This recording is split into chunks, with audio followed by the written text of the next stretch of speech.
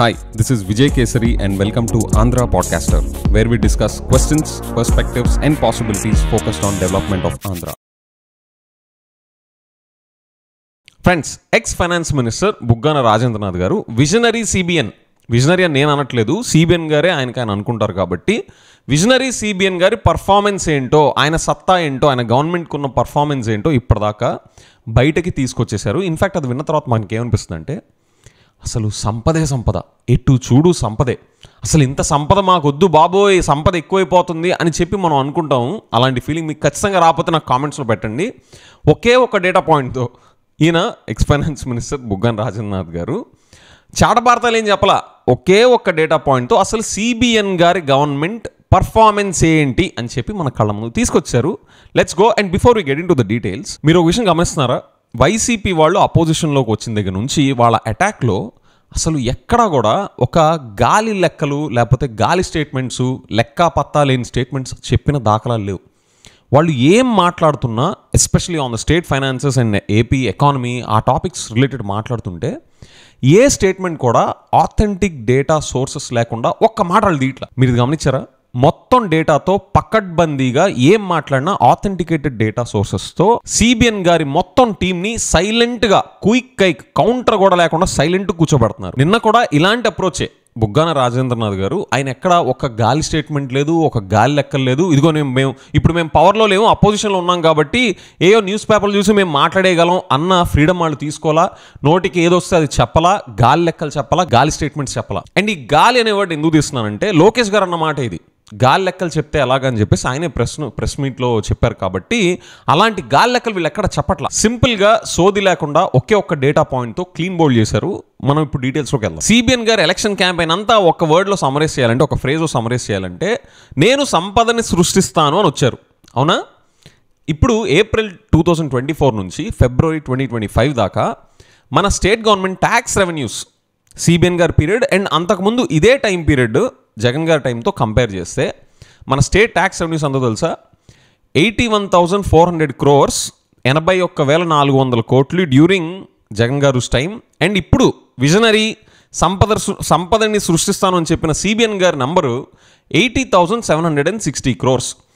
81,400 కోట్లేమో జగన్ గారిది, 80,760 కోట్లేమో CBN గారిది. There is a drop in 0.78%. ఇందులో జగన్ గారి పర్ఫార్మెన్స్తో పోలిస్తే CBN గారి పర్ఫార్మెన్స్ పూర్గా ఉంది. ఇంకా అల్ట్రా పూరు, అసలు చెత్త అని చెప్పాలి. ఎందుకంటే జగన్ గారు ఎక్కడ ఆయన 24 గంటలు పబ్లిసిటీ చేయించుకొని నేను విజనరీ అని చెప్పి, పైగా ఆయన సంపద సృష్టిస్తాను అని చెప్పేసి ఈ టైప్లో ఫాల్స్ ప్రామిసెస్ ఏం చేయలేదు. కాబట్టి అలాంటి ప్రామిసెస్ చేసి వచ్చి ఇలాంటి పూర్ పర్ఫార్మెన్స్ చేస్తున్న వాళ్ళని అట్టర్ ఫ్లాప్ షో అనడం కన్నా ఇంకా పెద్ద వర్డ్ ఏం వాడాలో నాకు తెలియదు. మీకు ఏమైనా కామెంట్స్లో తెలిసి చెప్పండి. సెంట్రల్ గవర్నమెంట్ డివల్యూషన్స్తో కూడా కలుపుకొని మన స్టేట్ రెవెన్యూస్ చూస్తే ఇదే time period, same time period, April 2024 నుంచి ఫిబ్రవరి 2025 దాకా జగన్ గారి టైం లాస్ట్ ఇయర్. అండ్ ఇప్పుడు CBN గారి గవర్నెన్స్ చూస్తే వైసీపీ టైంలో 152,000 కోట్ల ఆదాయం వస్తే మనకి టీడీపీ టైంలో 141,000 కోట్లు మాత్రమే వచ్చింది. అంటే 7.5% తక్కువ. CBN సార్ ఏంటి సార్ ఇది, మీరు విజనరీ ఏంటి సార్, జగన్ గారు విజనరీ అని చెప్పుకోకుండానే మీకన్నా ఎంతో బాగా మంచి పర్ఫార్మెన్స్ చూపించారు. నెంబర్స్ చెప్తున్నాయి, ఇవేమి గాలి లెక్కలు కాదు కదా, మీలాగా వైట్ పేపర్స్ అని చెప్పి వాటికి ఏమి ఆథెంటికేటెడ్ డాక్యుమెంట్ సోర్సెస్ లేకుండా చెప్పినవి కాదు కదా, ఇవంతా ఆథెంటిక్ డేటా సోర్సెస్ నుంచి తీసుకున్న నంబర్స్ కదా. సో మీరు 7.5% జగన్ గారి కన్నా తక్కువ పర్ఫామ్ చేస్తా మీరు డెవలప్మెంట్ అంటారేంటి సార్, మీరు డెవలప్మెంట్కి బ్రాండ్ అంటారు, విజనరీ అంటారు. అసలు ఏ మెట్రిక్లో మీరు జగన్ గారి కన్నా బెటర్గా పర్ఫామ్ చేస్తారో నాకు కనిపించట్లా. నేను actually I want to find out a metric which shows that your governance is better than Jagan గారు. ఇన్ఫ్యాక్ట్ ఇప్పుడే కాదు, ప్రీవియస్ రెజీమ్స్లో కూడా, మీ 40 years హిస్టరీలో కూడా ఐఎమ్ యాక్చువల్లీ వెయిటింగ్ మీరు ఎక్కడన్నా మీ టీం కానీ ఎవరన్నా ఇలాంటివి చెప్తారేమోనని చెప్పేసి. ఇప్పటిదాకా బయటికి వస్తున్న దాఖలాలు లేవు. అండ్ ఇదే టైంలో వైసీపీ వాళ్ళు తీసుకున్న అప్పులు 77,200 కోట్లు అయితే ఇదే టైం పీరియడ్లో ఇప్పుడు టీడీపీ గవర్నమెంట్లో CBN గారు తీసుకున్న అప్పులు 90,558 కోట్లు.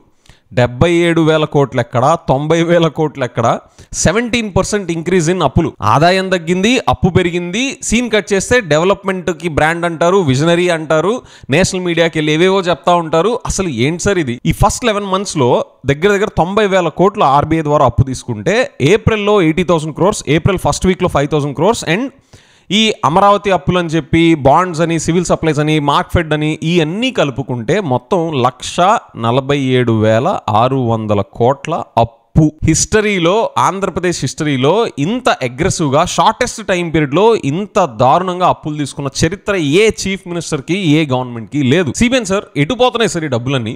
మీరు ఒక వైట్ పేపర్ రిలీజ్ చేయగలరా? లోకేష్ గారు, మీరు స్టాన్ఫోర్డ్లో చదువుకున్నారు కదా సార్, మీరు ఆథెంటిక్ డేటా సోర్సెస్తో, సిబిఎన్ గారు చూపించే నంబర్స్ కాదు సార్, దయచేసి సిబిఎన్ గారు చూపించే నంబర్స్ మాత్రం మాకొద్దు, అవసరం లేదు. Those are irrelevant. ఆ జమానా అయిపోయింది. ఈ జమానా అసలు పట్టించుకోరు ఆ కాకి లెక్కలు. మాకు కావాల్సింది ఆథెంటిక్ డేటా సోర్సెస్తో మీరు ఆ సోర్సెస్ని మెన్షన్ చేస్తా. మీరు ఒక వైట్ పేపర్ రిలీజ్ చేయొచ్చు కదా సార్. స్టాన్ఫోర్డ్లో చదువుకున్న లోకేష్ గారు, మీ పర్ఫార్మెన్స్ బాగుంటే నేను నాలాంటి వాళ్ళం నిజంగా హార్ట్ఫుల్గా అప్రిషియేట్ చేస్తాం. I will not speak for somebody else. నేనైతే హార్ట్ఫుల్గా మిమ్మల్ని అప్రిషియేట్ చేస్తాను. చేయగలరా? బుగ్గాన రాజేంద్రనాథ్ గారు, ఎక్స్ ఫైనాన్స్ మినిస్టర్, ఆయన చూపించిన ఎన్ని కాకి లెక్కలు, గాలి లెక్కలు, అవన్నీ ఫేక్ నంబర్స్. ఇదిగోండి, ఇవి మేము చూపించే correct numbers as per these sources అని చెప్పేసి మీరు మెన్షన్ చేస్తా. ఒక డాక్యుమెంట్, వైట్ పేపర్ మీ ఇష్టం, ఏదో ఒకటి ప్రజెంట్ చేయండి సార్. ఇక్కడ నాకు పెద్ద క్వశ్చన్ ఏంటంటే, జగన్ గారి టైంలో ఆయన అప్పులు తీసుకొచ్చి ఈ ఎక్సెసివ్ వెల్ఫేరిజము, ఎక్సెసివ్ ఫ్రీబీజు వీటన్నిటి మీద పెడుతుంటే నేను దానికి సపోర్ట్ కాదు, ఆయన చాలా ఓవర్ బోర్డ్గా వెళ్ళి చేశారు అనేది నా పాయింట్ ఆఫ్ వ్యూ. అయినప్పటికీ కూడా ఆయన దేని మీద ఖర్చు పెడుతున్నారు అని చెప్పి మాకు క్లియర్ విజిబిలిటీ ఉండేది. ఈ స్కీమ్ అని, ఆ స్కీమ్ అని, అసలు ప్రతి పబ్లిక్ కేటగిరీకి వాళ్ళు ఏదో ఒకటి డీబీటీ డైరెక్ట్ బెనిఫిట్ ట్రాన్స్ఫర్ అని చెప్పి ఆ బటన్ నొక్కుతా ఇస్తానే ఉన్నారు. కనీసం నాకు అక్కడ కనిపించేది ఆయన తీసుకొచ్చే అప్పులు ఎటెళ్తున్నాయని చెప్పేసి.